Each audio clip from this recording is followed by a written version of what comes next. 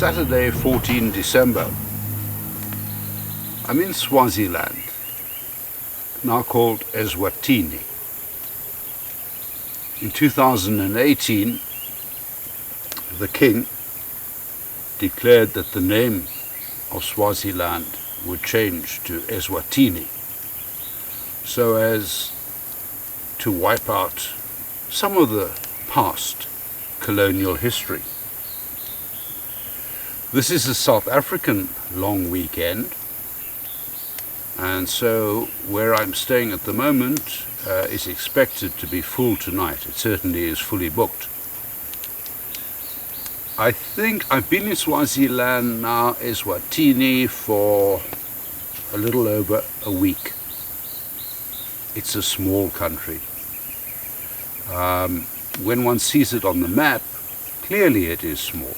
But when you travel it by road, nothing is further than 3/4 of a day away. I have stayed only in game parks, primarily because I think, in my view, there's not terribly much else to do in Swaziland. Others will have a different view, my view.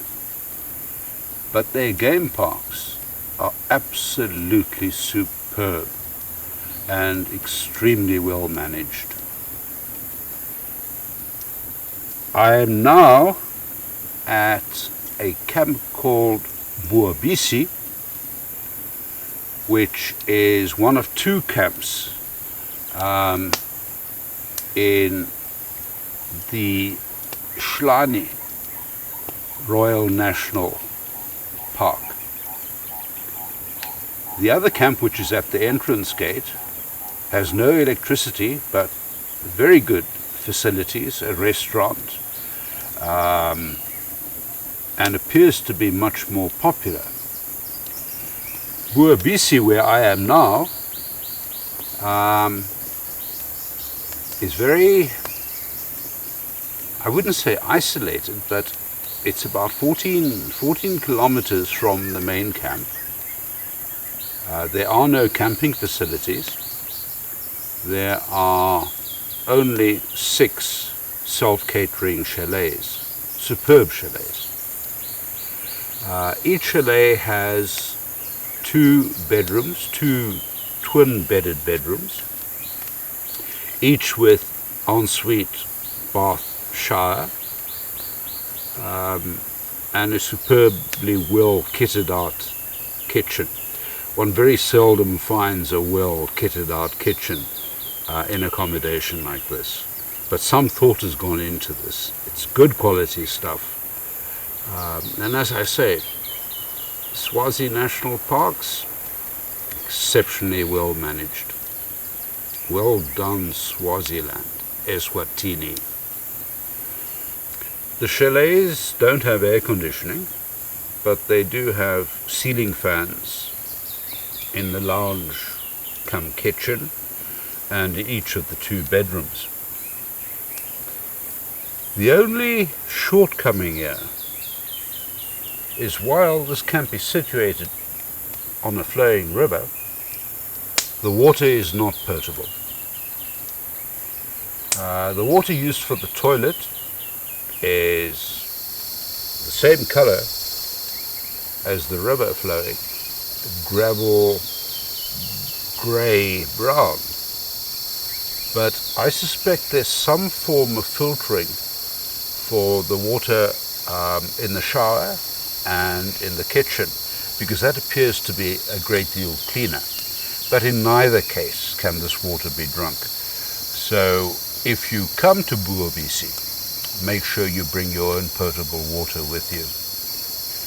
From a showering point of view and from dishwashing point of view, no problem at all to use the supplied water. This game park, Hlane, is reputed to be a Big 5 game park. Big 5 with the exception of buffalo. There are no buffalo. But I've seen very little game here, and mainly I think because it's enormously dense. I can't think of, to use Kruger Park as an example, I can't think of an example of where the bushveld is quite as dense as it is all over here. It's enormously dense. In fact, I was quite surprised to see impala managing their way through the thickets. They clearly can do it, but my word, it is thick, dense. So trying to see any game more than 5-6 meters from the road is probably virtually impossible.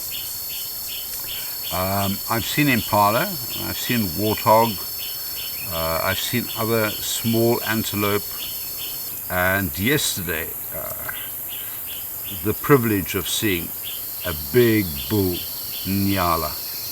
What a magnificent creature that is. I think without a doubt the most impressive antelope we have in southern Africa.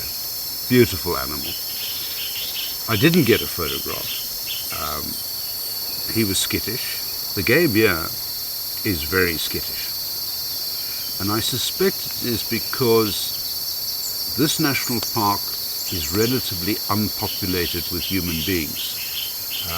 There are very few human beings in this park, certainly tourist-wise, and the game is probably not used to people, probably not used to too many vehicles. So you'll see something on the road, because that's about the only place you can see anything, and within a flash it's gone. There are two very good water holes, but I've been here after 6 days of constant rain, so the veld is wet all over, so no game needs to come to a water hole. I was told by somebody who travels a great deal, who I met and had just been here, that in the very early morning from 4 o'clock onwards you can almost always in the dry season see rhinos at the water hole at the main camp. I saw nothing there other than a couple of crocodiles and a couple of hippos, as one does see in a dam always. I was previously, before coming to Hlane, I was at another reserve called Mulwani Nature Reserve. Now Mulwani is a magnificent place. No big five. Walking anywhere on trails is permitted, driving is permitted, and it's wide open spaces. Lots of different antelope, and bird life is prolific, and I had a wonderful time there. Because of the rain, the roads were very muddy, but for my vehicle that wasn't a problem. Some people who they take day visitors, which is a fairly noisy affair, but you've just got to be out of the camp to avoid it. A lot of people came in sedans and what we would know as minibus taxis, which in Swaziland, Eswatini, are referred to as combis. And a combi got stuck on the road end, and several of us, by using pure pushing power, tried to get him out, but the road was so slippery there was no ways we were going to get him out. I considered winching him out. I considered using a snatch strap, but it's the old dilemma. Do you use those sophisticated devices on a sedan or a soft shell vehicle when the driver is not able to direct the operation? And in all recovery operations, the golden rule is he who is stuck directs the operation, because it's their vehicle at risk. And when it's a 4x4 owner and a 4x4 driver, there's absolutely no problem. They know, they understand these things, and they can direct the operation. But when it's a sedan or a combi, as in this case, I was very reluctant.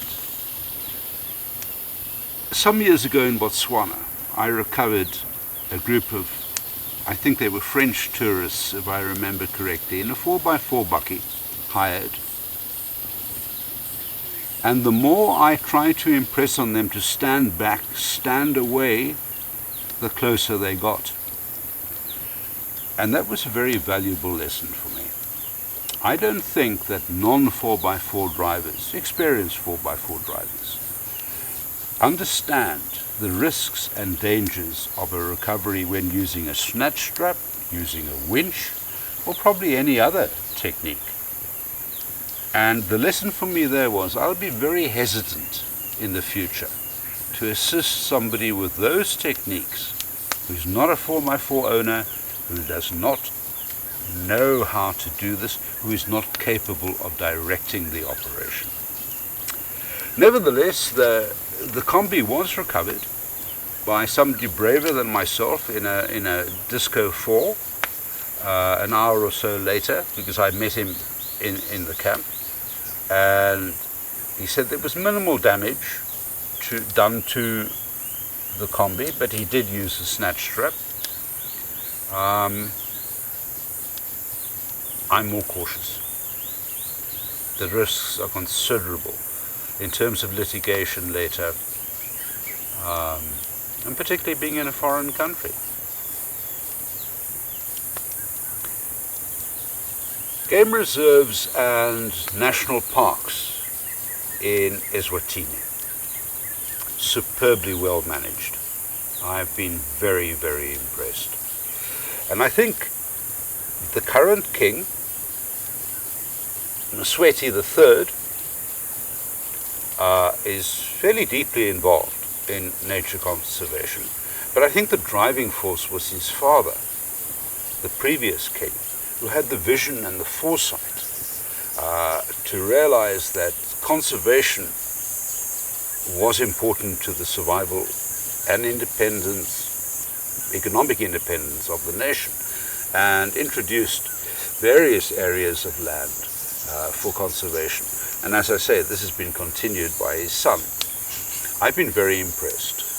Well run, well managed, quite sophisticated in terms of accommodation at least. I'm not qualified to speak about ecotourism and the management of wildlife, but certainly on the face of it, in terms of the accommodation, I'm very impressed. Where I am now, where there are only 6 chalets, as I said, I've been here for 3 days, and I've been the sole person here. Although I'm told, as I said, the camp will fill up tonight. The cleaning staff have impressed me. There is no supervision. It's a small group of people. The guy that cleans the braai grid and provides the firewood, and yes, firewood is provided every day, and hardwood, good wood, was here at 6:30, cleaning up, cleaning the braai, scrubbing the grid, and providing additional firewood. 10 o'clock, which is the time that I had asked for my chalet to be cleaned, the ladies were here, friendly, and they got on with it. Again, I'm very impressed. So, where to from here? I think a few more days in Swaziland. Country hereafter is probably Mozambique, so it would have been wise to stay east and enter Mozambique through Swaziland.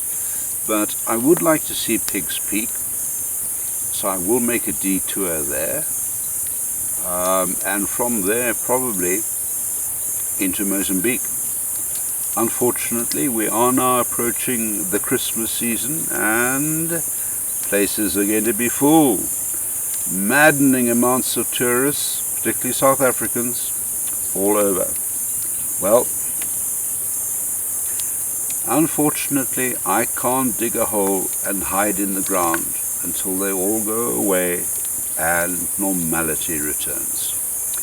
So I think the next 2 to 3 weeks is going to be a little trying, but I have no doubt we will survive it.